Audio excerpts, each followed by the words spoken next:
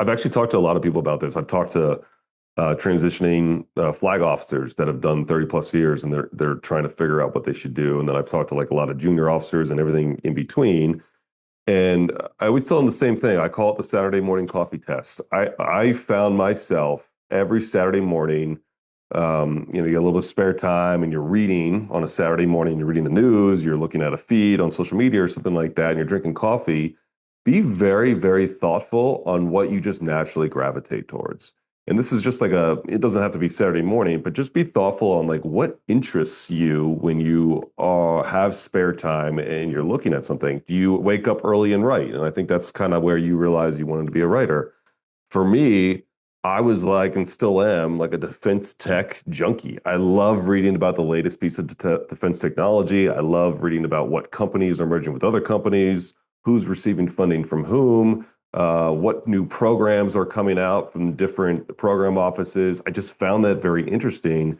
And at the time, I was thinking about getting into more of like a health technology space, into like the wearables world. But I just wasn't as passionate about it. I was passionate about this defense technology ecosystem. So I always tell folks, like, be thoughtful when you're getting ready to transition. Be thoughtful on what you spend your time looking at when you do have that free time. Today's episode sponsor is Aditon, creators of Aditon Operations Kit, the military's go-to software for personnel and equipment accountability. AOK goes where you do, any network, anytime, any place. I got to know Aditon's co-founders, James and JJ, several years ago. They are former Army NCOs who have years of experience in the tech industry. They understand that most military jobs aren't performed behind a computer desk. Personnel and operations are distributed, but accountability of property is paramount to making mission. That's where Logi, AOK's equipment management software, comes into play. Formerly known as 92X, Logi is a next generation of equipment management for the military. Logi offers unrivaled features for military teams on the go. Ingest and digitize your primary and sub-hand receipts.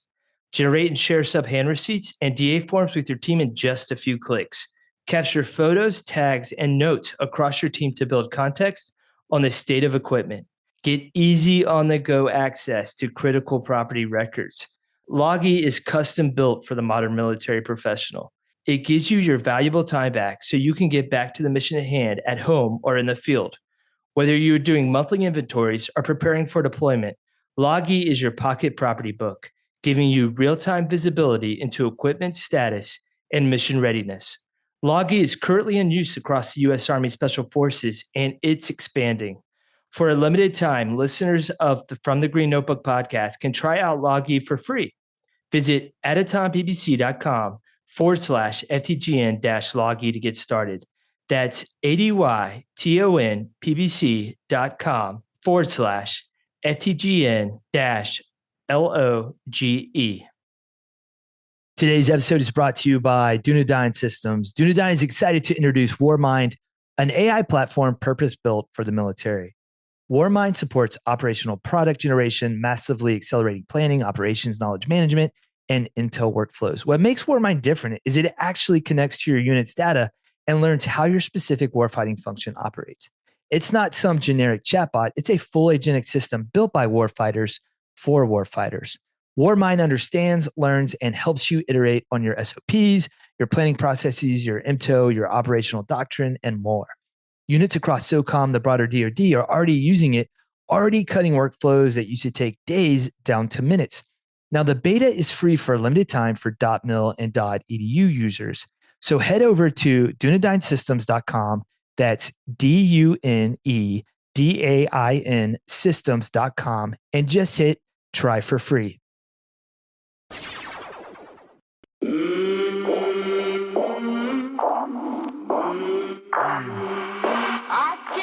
How do I know what I think until I see what I say?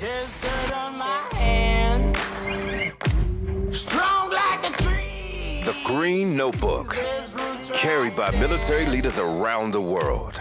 Within those pages are sweat, tears, triumphs, and the hard-won lessons of life. Lessons worth sharing.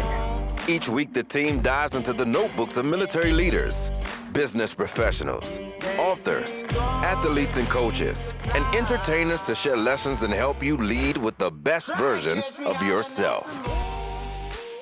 Welcome to another episode of From the Green Notebook. I'm your host, Joe Byerly, and today we're diving into the Green Notebook of Andy Yakulis, an Army veteran, former special operations aviator, and now the CEO of Vector, a defense technology company working on the next generation of drone warfare. Now, when Andy and I recorded this conversation, the timing couldn't have been more relevant. A major drone-heavy conflict had just begun unfolding in the Middle East, making the discussion about how technology is changing warfare feel less like theory and more like a real-time look at the future battlefield. But this episode isn't about drones or defense technology. We do talk about that. What it's really about is what happens when you feel called to build something new after the military. Andy shares the story of how a career flying helicopters and serving in special operations eventually led him to a frustrating realization. Sometimes the technology warfighters rely on lags far behind the technology we use in everyday life. And that question pulled him into the world of defense innovation and eventually led him to leave the Army at 18 years, 2 years short of his retirement, to start a company focused on solving those problems. And in this conversation, we talk about the transition from military to the civilian world and why leadership feels very different when you're responsible not just for a mission, but for a company and the livelihoods of all the people who work there. We discuss the importance of education and perspective outside the military, why experiences like Stanford or the Naval War College can reshape how leaders think, and why exposure to different ideas often leads to better innovation. And then we shift to the future of warfare and the stuff that's playing out right now. We talk about how drones are changing the battlefield, why the cost of technology is reshaping the economics of war, and why the future may involve one operator orchestrating many autonomous systems at once instead of controlling them one at a time. But really, at the center of this episode is a deeper theme. Service doesn't necessarily end when you leave the military. Sometimes it takes a different form, like it's done for me and like it has for Andy. So whether you're thinking about transitioning out of the military, trying to figure out your next chapter, or simply curious about where warfare and technology are headed, this conversation offers a lot to think about. So grab your green notebooks and please welcome to the show, Andy Yakulis.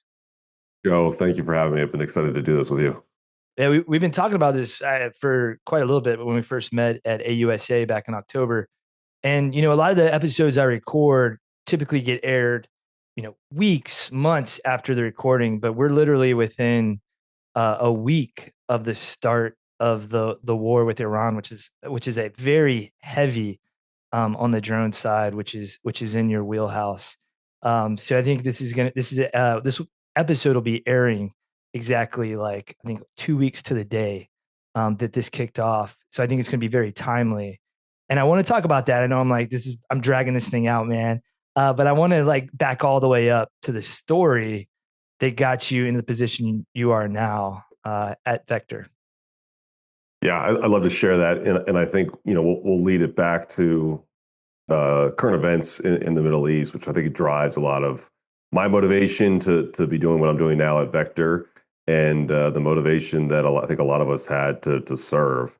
So the way that my story really starts is getting to attend West Point. I went to the United States Military Academy. I was class of 2006. But if you back that up, I was recruited to join West Point to be a lacrosse player. I was recruited the fall of 2001. And so I did my first recruiting trip, the weekend prior to September 11th. September 8th, 9th, and 10th is when I was on West Point in sort of a very, very different time, not knowing that the world was about to change that very next week. Wow. And so you graduated West Point, and what did you end up branching? I ended up branching aviation, but it was interesting when I committed to go to West Point. I committed on a Sunday, and then Tuesday was September 11th, 2001. The world changed. The spoiler here is we spent 20 years at war in the global war on terror, and so we were the first class to join, knowing that we were going to head into this new era of conflict. And was very fortunate to be able to serve as a helicopter pilot. So I started out as a Kiowa Warrior reconnaissance cavalry pilot, which was a lot of fun, and did a couple tours to the Middle East as a troop commander in the Kiowa Warrior community. And then eventually you made a transition to special operations, right?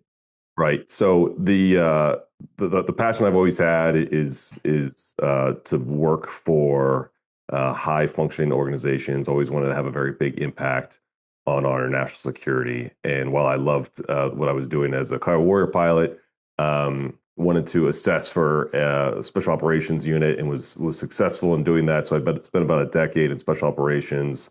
And really just had a very blessed, unique career doing a lot of things in and outside the cockpit. Later in my career, I got very involved in defense acquisitions. I got very sort of captivated with this idea of why don't we, as this elite military unit, have better technology?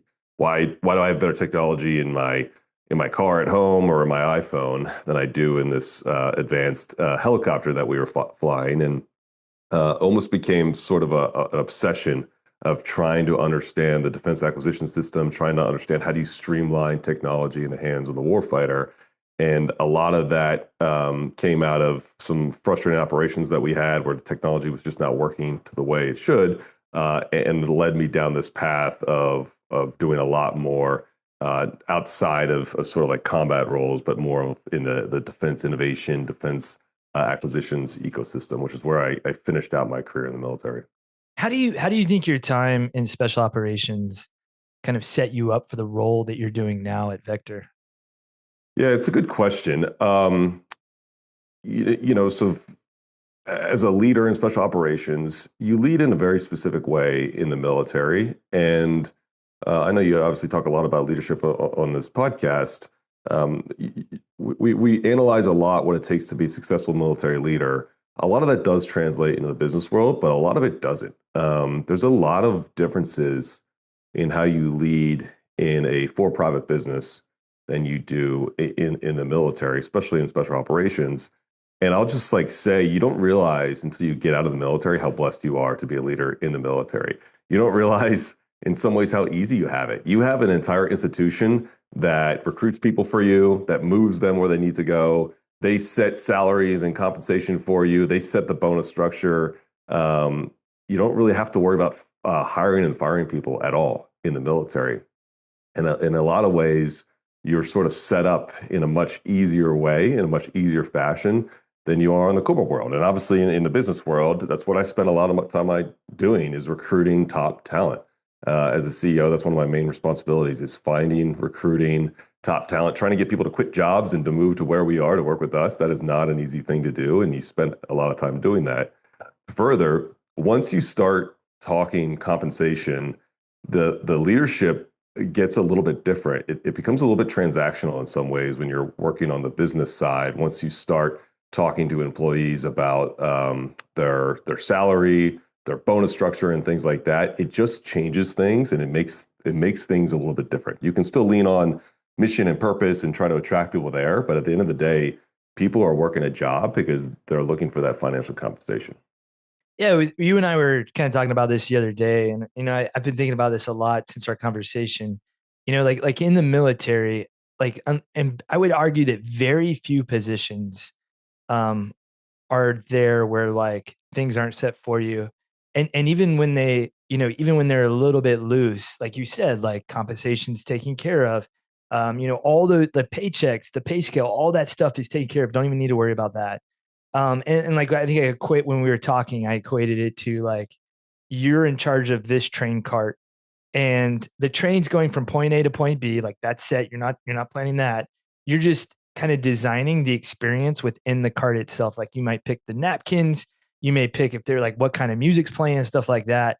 But a lot of that stuff's set for you. And then, even now that I'm out, it's insane. Like I don't know what next year is going to look like. I can forecast, I can think, but there's not a long range training calendar and all these other pieces aren't set for me. I've got to kind of figure it out on my own.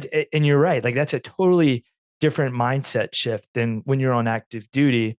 And then you as the CEO, like everything rises and falls on your shoulders. So if you make some dumb decisions, right, you don't get relief. I mean, the board may kick you out, but like you don't get relieved. Like people's livelihoods are at stake. I mean, when I say livelihoods, maybe not their lives, but like their ability to put food on the table for their families. You know, they just, like you said, they just moved out to Salt Lake City, and now like their job's gone. And so I imagine the weight is also extremely different for you. It is different. And I've had a lot of people ask me this question of like, oh, it's got to be super easy for you in the business world as a CEO because you were in special operations and you got shot at. Like, no, it's actually like way the opposite. When you're in a special operations unit, everyone has been purposely recruited, trained for that moment. You're armed to the teeth and you've got the weight of the American government behind you. You've got the best military in the world that has trained you and armed you for that mission. When you are running a business, especially starting and running a business, there's no overarching strategic plan unless you create it. I had a senior leader who was a prior general officer tell me this when I started Vector, and he said, Andy, you've always served in a career where you've had someone above you, that someone is laying out, to your analogy, the train cart, the tracks at least, saying, hey, you're going to go this direction. In the startup world, when you're running your own business, you don't even know if you're on a train car, on tracks, flying. You set all of that. You set all that. So yes, it does rise and fall. So the pressure is immense. The stress is different. The stress is immense because, like you said, we've got a fantastic team, and I've got three other co-founders, and so we do this together. But as the CEO, a lot of that does kind of land on your shoulders, success and failure, much like it does as a commander. But again, there's no higher echelon commander above me or higher echelon boss above me that is giving me guidance, that is giving me left and right limits. We are setting that. I am setting that. I will say the difference on the other side, though, is a bad day in the business world is nothing compared to a bad day Right. as a commander. And I think, for guys like us from our generation that served in the global war on terror, we've had a lot of bad days out there. And I would trade a bad day in the business world any day over a bad day there. But bad days aside, I think the stress, the pressure, the lack of strategic direction from anyone above you, that sort of adds this different context to leading in the business world. Well, how do you the stress and the pressure, which is, like you said, is completely different from what you faced when you were in uniform? How do you manage that in your current role? Kind of like how I did it when I was in the military. I think we kind of go back to what we know, what we leaned on. I think physical fitness has always been a big thing for me. I use physical fitness as much like a mental sort of meditation as I do a sort of like a physical exercise. I think for those of us that started a while in uniform, it's like hard to beat the morning PT ritual out of you. And so I get up every morning, I'm making sure I work out, and that kind of like sets the tone for me for the day. The team knows that that's sort of a time where I'm sort of getting my thoughts together and sort of getting primed for the day. And so I try to protect that time as best I can. And I think sleep is just something that we undervalue so much as leaders. It took a while for me as a junior leader to sort of prioritize sleep. When you think about the decisions that you're making in the military and in the business world, you need to have adequate sleep to be able to be thoughtful on how you're taking on those key decisions.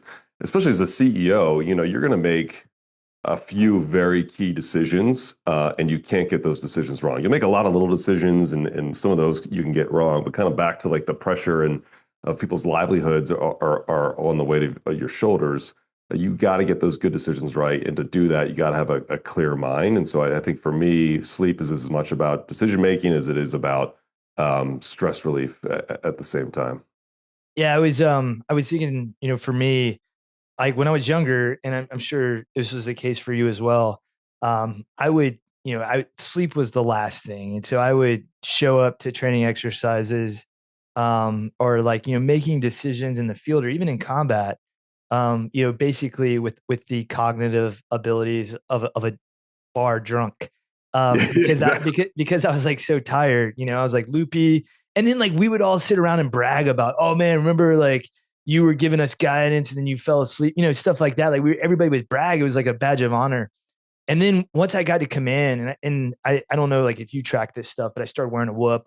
and I started like tracking like my sleep and stuff. And what I realized was like if I was tired, how I showed up that day. And so I actually started making decisions based on that. Like if I knew that I got a crappy night's sleep because I stayed up ruminating or whatever, I would actually move meetings around, or cancel meetings because I knew that canceling that meeting or moving that meeting was a lot better than showing up and making, one, being an asshole as a commander because I'm tired and I'm grumpy, but two, I'm making decisions that are affecting the livelihoods of all these people.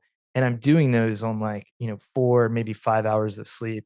So it's amazing. I wish this was stuff that we figured out 20 years ago, but I guess you got to go through life before you start realizing this stuff is important.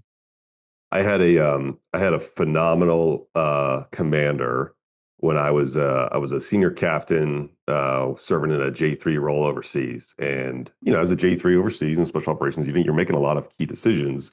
But I had prepped this cut-up packet for him.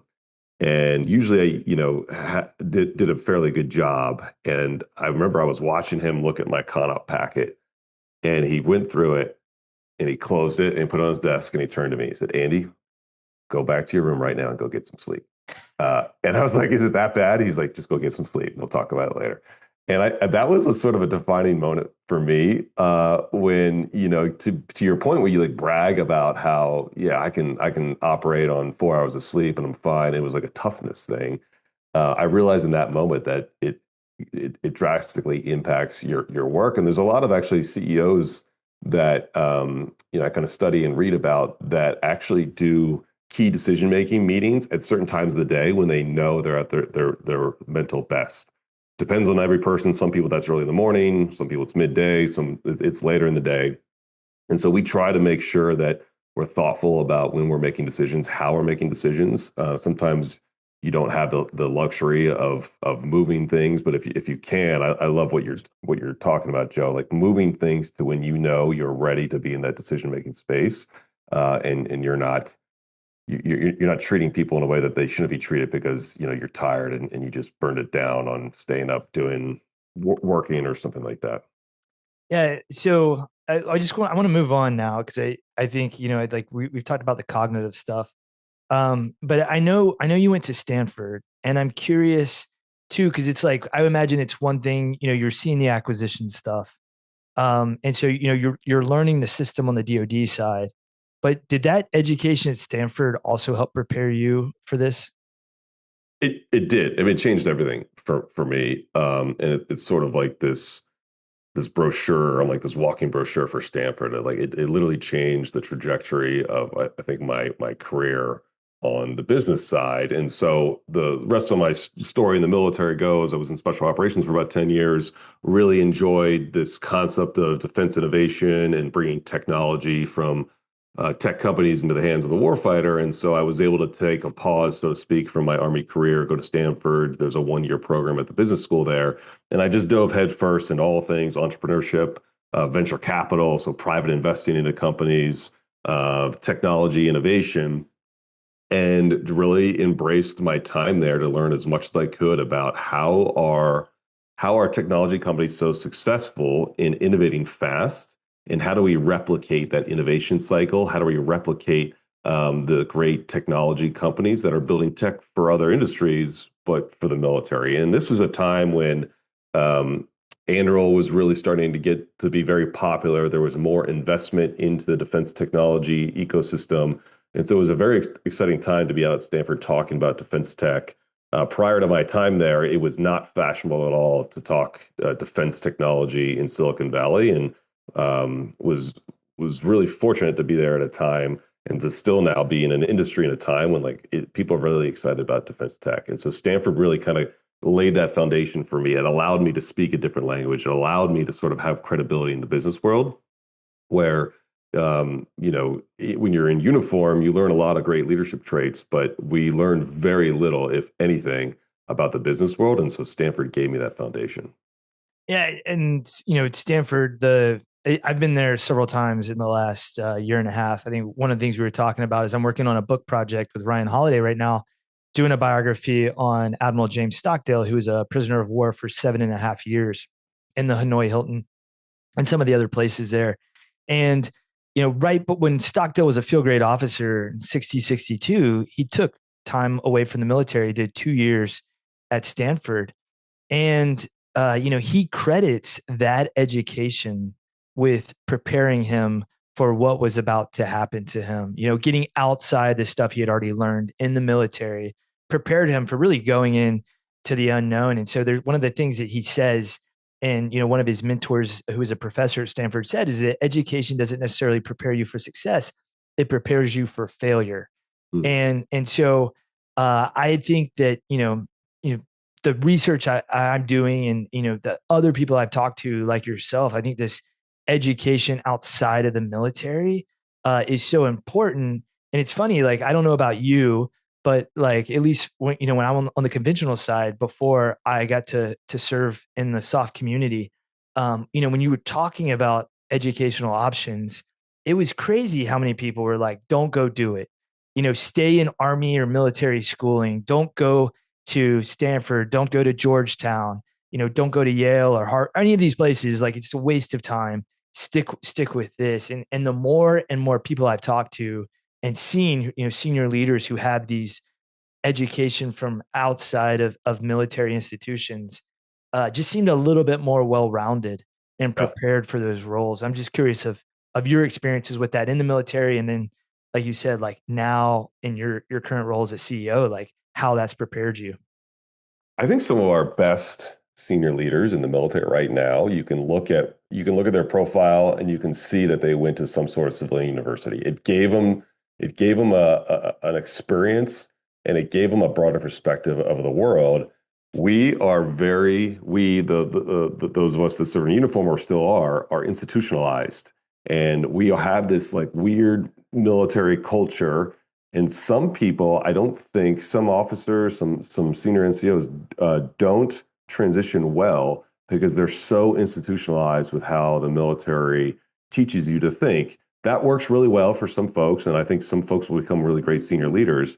But I think the best ones have that very diverse experience. I think true diversity is a difference in backgrounds, and having a difference in backgrounds, having a different way of thinking. That's where a lot of like innovation comes from. That's where a lot of, I think, powerful sort of thinking comes from, is having that broader experience.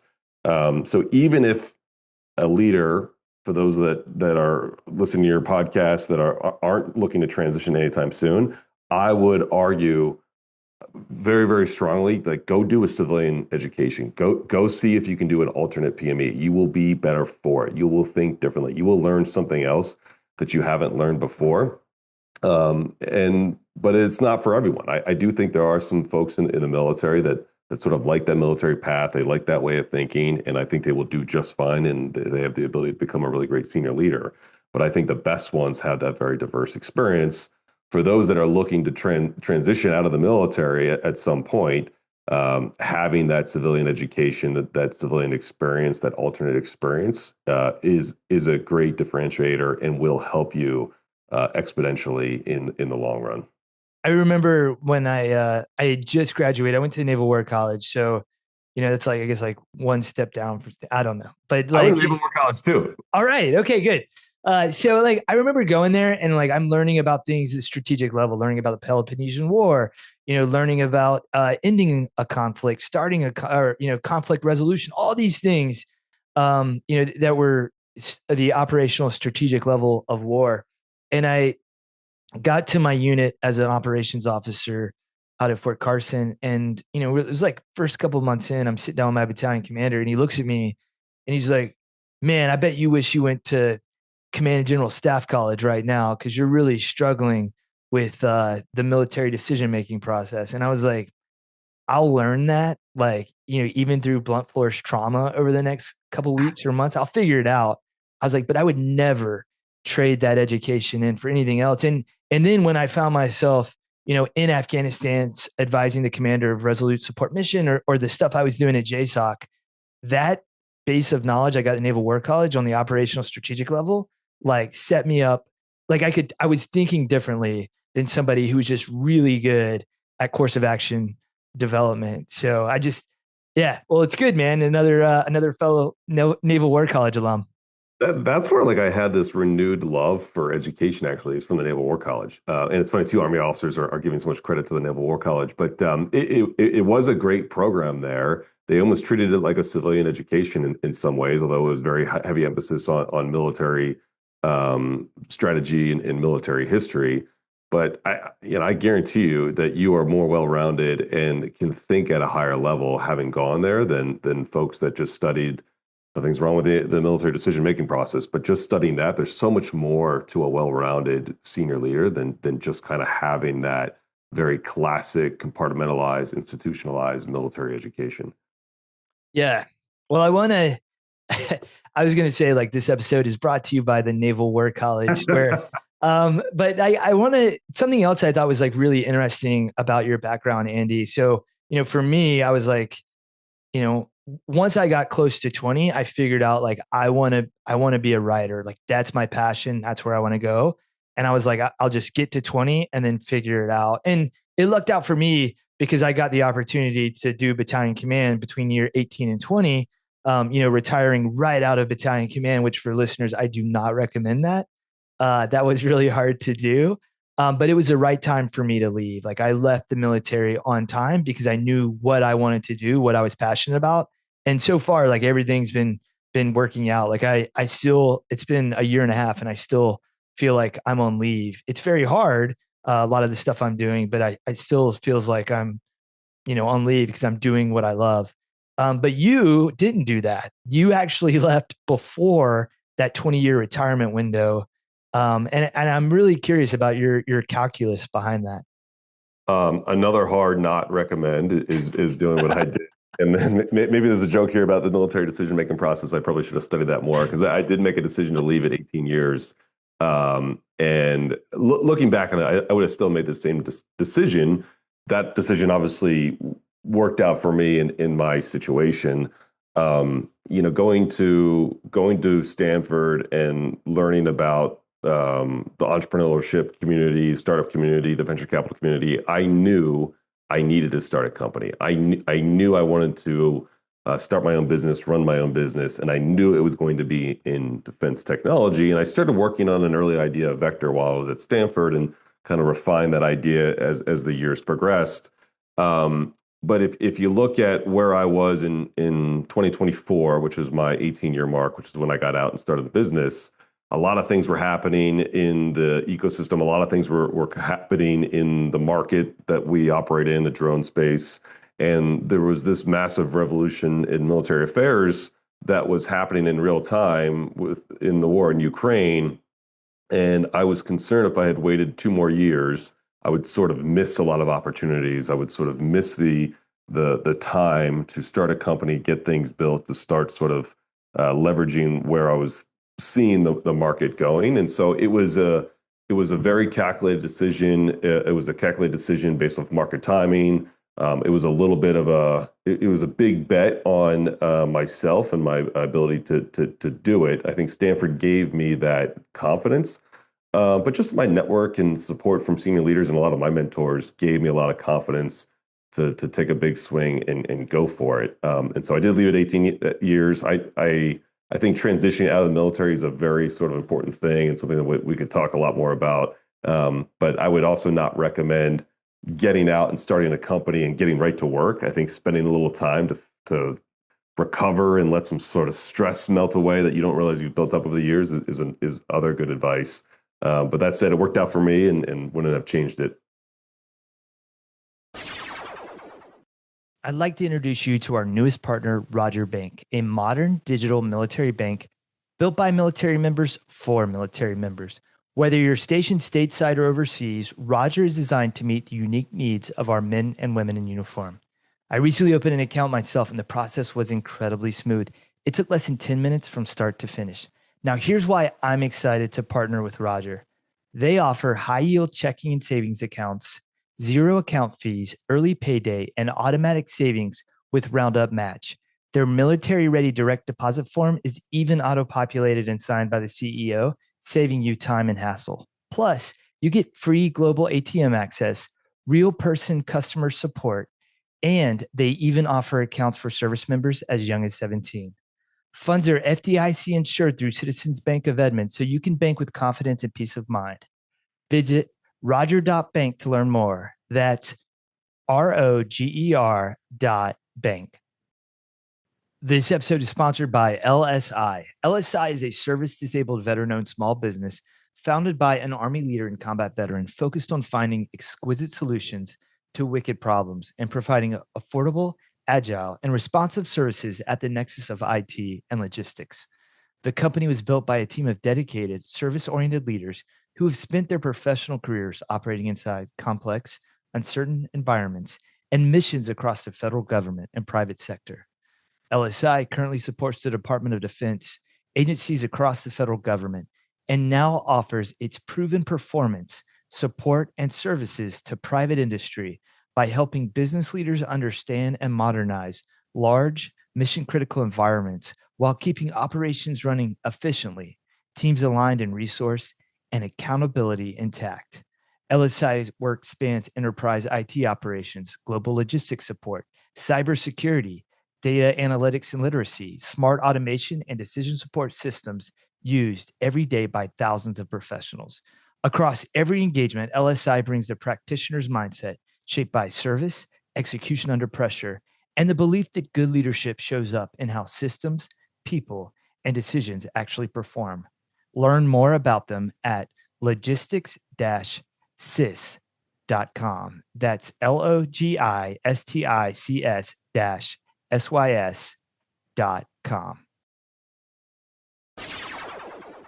I love the fact that you felt like this is a thing I had to do now. And I think like it was almost like you had that call to go do this thing. And there's something you say, I love it. And I probably won't say it as good as you, but like you're serving now even better than you were serving in uniform, or you're doing more now, having a greater impact now than you were in uniform. And I think that's like when you follow your calling and you feel that passion, you feel that like, this is the thing I must do. There's, I don't know, it's like there's a little bit more momentum behind you. Call it the universe, call it whatever. It's like propelling you down this path. And so far it looks like this, everything's confirmed that like, yes, this was the thing I had to do and it's paying off. Yeah. Just like you said, it was a calling. I think the defining moment for me was thinking about my son joining the Army and not having technology to, God forbid we don't have to go to another war, but if we do, and God forbid my son doesn't go to war, but if he does, I want him to have the very best technology possible. And I had this sort of feeling that I think I can have an impact. And if I think I can have an impact, but I don't do anything, then who am I? What sense does it make for me to run around the Pentagon for 2 more years just to sort of clock it in so I can get a pension? Like it didn't feel right to me. It felt counter to my ethos. I knew I could serve in a greater capacity, running a business, building technology, and providing that back to the military. And I didn't feel right to not go do that if I thought I had the power and the capability to do it. And just like you said, Joe, we've been in business about 18 months. I served 18 years. I had a very blessed career. I got to do a lot of really, really interesting things that I never thought I'd be able to do. But I know to my core, I've had a greater impact in the last 18 years on this side than I did, in the last 18 months than I did in the last 18 years. There's warfighters that have capability, they have training, they have equipment that they didn't have before because we started this business. And I'm really, really proud of that. Well, if somebody's listening right now and they're like, and okay, got it. Andy, you knew you wanted to go play with robots. Joe, you wanted to go have inky fingers after the military. But like, what if somebody's listening right now and they're like, man, like I'm hitting 20, I'm hitting 25 or 24, whatever, like 30. And like, I have no idea like what I want to do. Like what advice would you give them? Yeah, I've actually talked to a lot of people about this. I've talked to transitioning flag officers that have done 30 plus years and they're trying to figure out what they should do. And then I've talked to like a lot of junior officers and everything in between. And I always tell them the same thing. I call it the Saturday morning coffee test. I found myself every Saturday morning, you get a little bit of spare time and you're reading on a Saturday morning, you're reading the news, you're looking at a feed on social media or something like that, and you're drinking coffee. be very, very thoughtful on what you just naturally gravitate towards. And this is just like it doesn't have to be Saturday morning, but just be thoughtful on like what interests you when you have spare time and you're looking at something. Do you wake up early and write? And I think that's kind of where you realize you wanted to be a writer. For me, I was like, and still am, like a defense tech junkie. I love reading about the latest piece of defense technology. I love reading about what companies are merging with other companies, who's receiving funding from whom, what new programs are coming out from different program offices. I just found that very interesting. And at the time, I was thinking about getting into more of like a health technology space, into like the wearables world. But I just wasn't as passionate about it. I was passionate about this defense technology ecosystem. So I always tell folks, like, be thoughtful when you're getting ready to transition. Be thoughtful on what you spend your time looking at when you do have that free time. And maybe that's a field you should get into. The other thing I tell folks, and obviously I come at this from like a very startup minded approach, and startups are great for a lot of things. Some service members transitioning do really well in startups, and some don't. In a startup, it's very ambiguous. It's very sort of unstructured. You don't know what tomorrow is going to bring or the next day. Whereas if you work for like a large corporation, it's much more structured. There's a lot of policies in place. It feels like home for a lot of folks that served in the military. Um, as much as I love my time in the service, I hated a structured sort of work environment. I hated people telling me what to do. I hated sort of being put in a box. So I knew I wanted to be in a startup. That's not for everyone. The risk tolerance, kind of depends. The financial risk tolerance depends a little bit depending on where you are financially for where you go for a large corporation or startup. So I always try to walk people through that. Um, but I always finish with this as well: is for guys or girls that serve for 20 plus years, they have this mentality that I have to go work in a business, that same company for 20 plus years. And nothing could be further from the truth, but it's sort of ingrained in us being in one institution for multiple decades, that you need to work for one company for multiple decades. And that's not true. I've seen so many people spend so much time trying to analyze, is this the right job for me? Is this the right company for me? They overanalyze it, in my opinion, because if you don't like it, then go get a different job. Go work for somebody else. It's not a big deal. I think the average right now is about 18 to 24 months for working a job. And in a lot of ways, when I'm looking at resumes for people that want to join Vector, I am looking for a little bit of like job progression or job movement. You don't want to see too much job movement because that looks a little bad if you've worked for multiple companies for only three to 9 months each. But if you're transitioning from job to job and especially progressing in your career every 18 to 24 months, that's a good thing. But for transitioning service members, I always tell them, don't stress. You can find something else. You're not getting married to this job, and so just get out there and see what you like and see what you don't like. And this, it's really great advice. And I think too, something else that I've thought about a lot, at least like in my own case and some other folks that I've talked to, is I think that especially, and I would say this is in the case of folks who are getting out who've come from leadership positions, commanders, command sergeant majors, stuff like that. Like, I think there's a little bit of ego that you have when you come out and you think like, I've got to go do this thing because I was this thing and people, whatever. I had a driver, I had all this like respect and all this stuff. And like for me, like I had to kill my ego to do what I love. Like I'm writing, like I'm not in charge of anybody. I'm researching, I'm doing a lot of great stuff. I'm doing a lot of boring stuff, but I'm learning so much and I'm doing something I'm passionate about. And what's great was with, your VA benefits and your retirement is like, you don't need a large salary to make more than you made on active duty. And I get to wake up every day. I'm happy. I'm stress free most of the time. And I've talked to other guys that are like high school teachers, they're high school lacrosse coaches or soccer coaches, like doing something completely different, huge pay cut, but they are so much happier now. And I've seen other people that think because they had this position, they've got to go into like a lateral or even greater movement in the civilian side. And then they get stuck in these jobs making huge salaries, but then they're unhappy. But then they've built their lifestyle around this new salary and now they're stuck.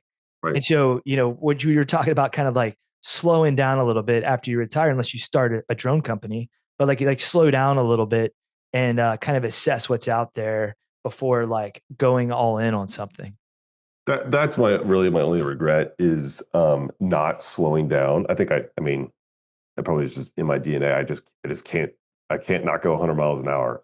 I can't slow down. But I think it is important to take some time, even if it's 90 days, and just think and fully transition and rest up a little bit too, because depending on what you decide to do, high school lacrosse coach, senior executive at some sort of defense company, you're going to be learning a lot of new traits and skills and language.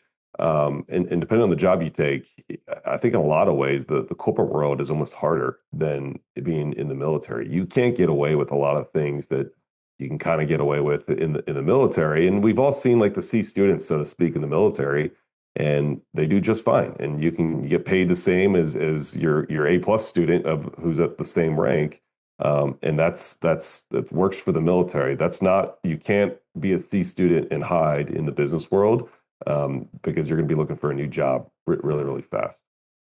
Yeah, well, we're almost 40 minutes into this interview with the CEO of a drone company as a very large drone heavy war is playing out. So I think I would be an idiot not to like shift the discussion from your career and mine to talking about like drone warfare, where it's at right now, and kind of where you see it's headed.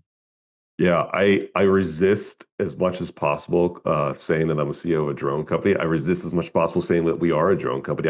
I call Vector a modern warfare as a service company because I think technology in the way of unmanned systems, drones, has changed how war is fought today and will be fought in the future. And if you believe that technology has changed warfare, if you believe small unmanned drones, we use the word attritable in defense and now in the defense tech world, just kind of meaning that the drone is consumable, it's low cost enough that it actually makes more sense just to allow it to be consumed or attrit or blow up than try to sustain it. And if you believe that that has changed how wars are fought, then why are we still trying to sell drones in the same way?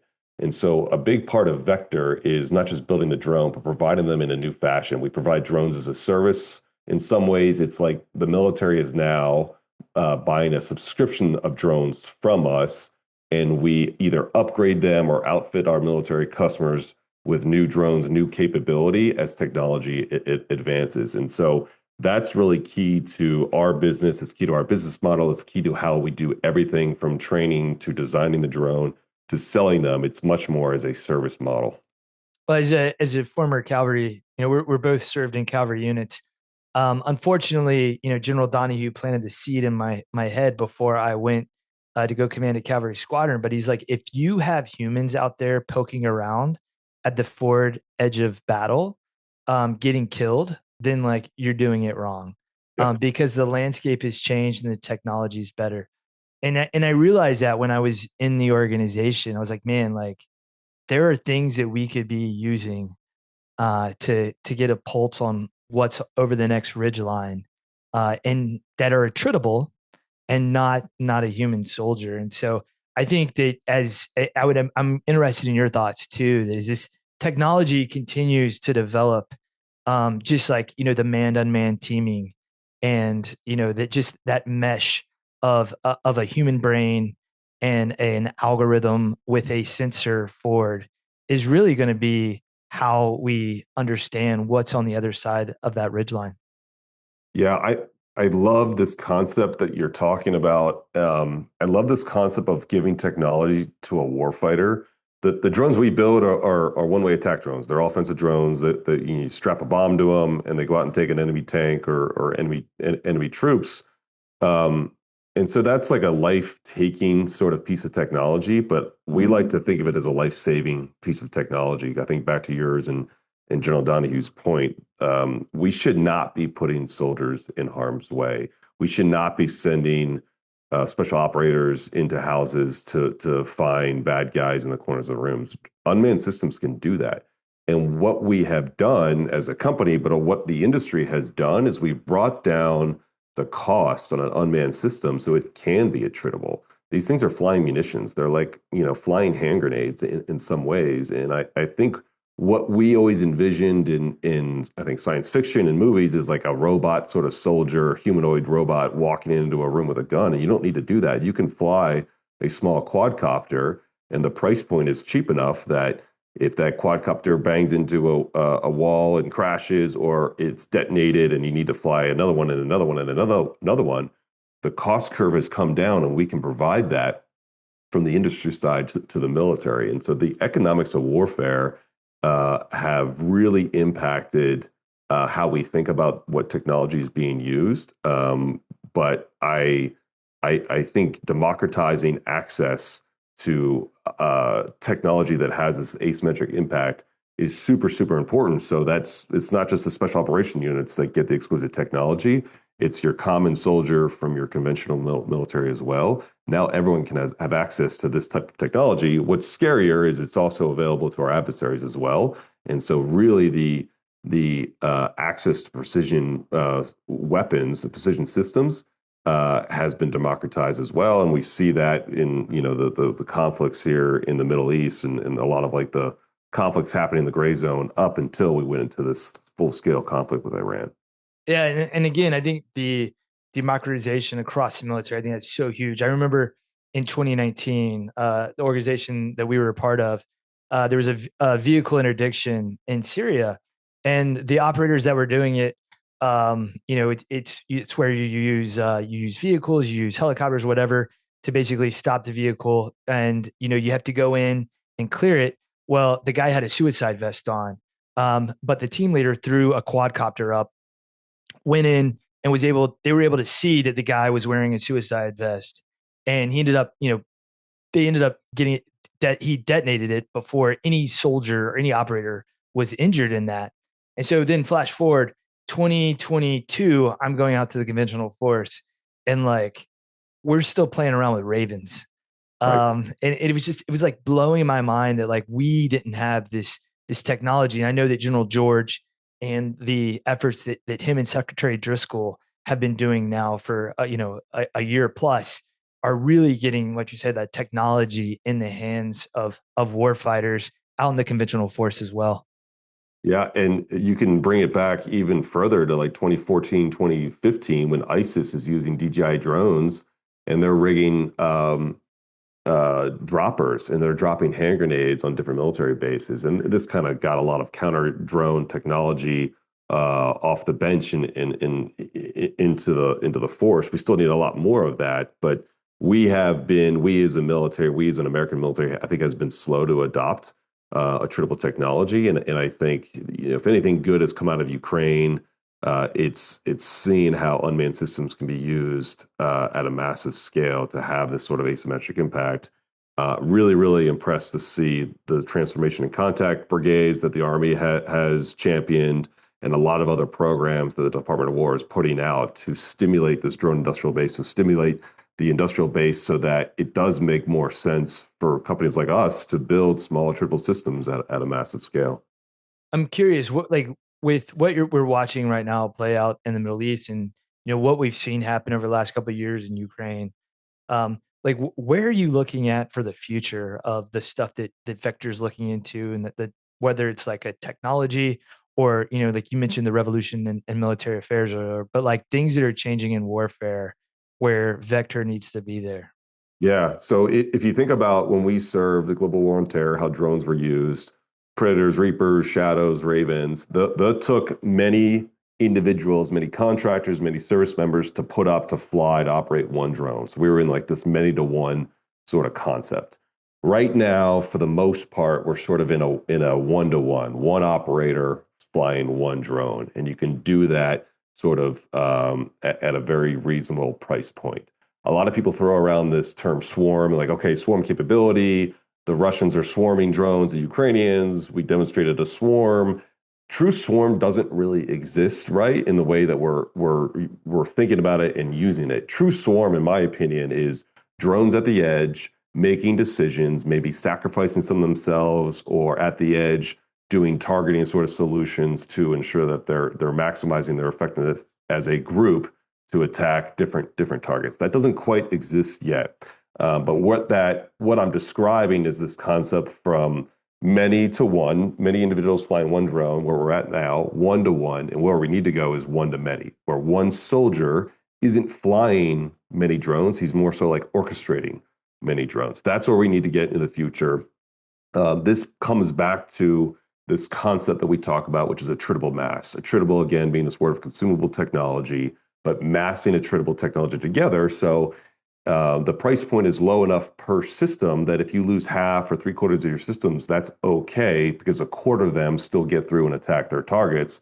The only way to really capitalize, to really use attritable mass, is to have this concept of one operator to many drones. We're talking about swarm, we're kind of talking about autonomy right now. That's where we as a company are moving towards. That's where we as an industry need to move towards, and that's where we as a military need to move towards.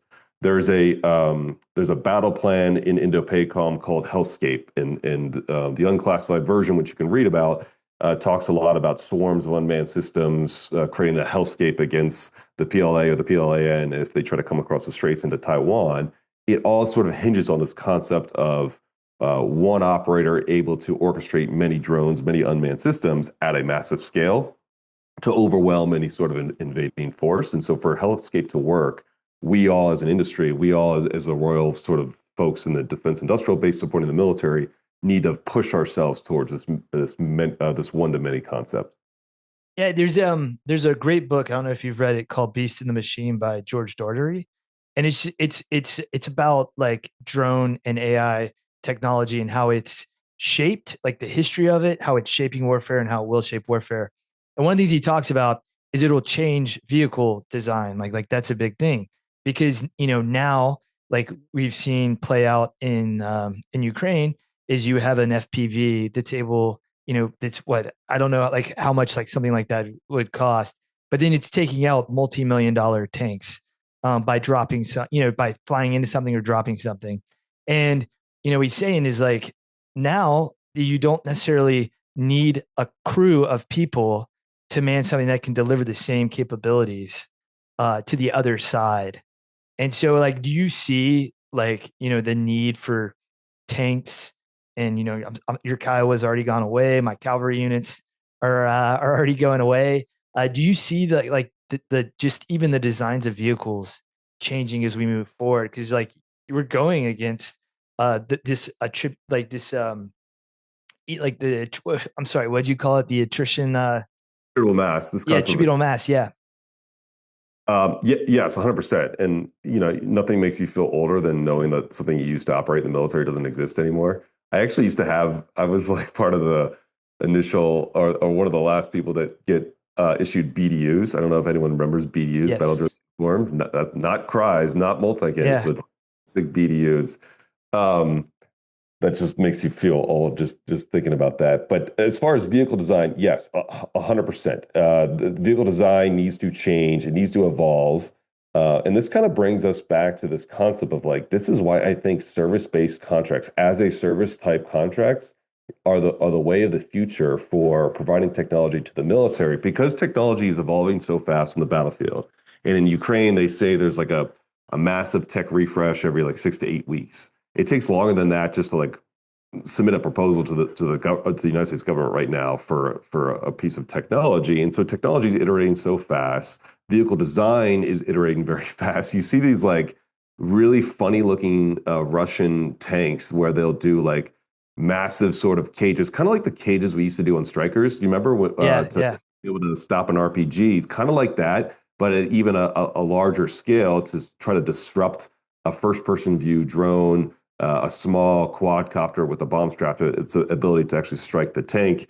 The other thing that I think is like super interesting when you think about how vehicle design changes, but also just like the low-tech solutions to change the vehicle design or low-tech solutions to protect against drones. There's a lot of roads right now, kind of like on the FLOT or in and around the FLOT that are just covered with nets. And you kind of like drive through a tunnel of net, and that simple net at times can disrupt the drone's flight path, being able to strike the target. So I think it's interesting to see the technological advancements, but it's also interesting to see the low tech solutions that help kind of mitigate that advanced technology threat.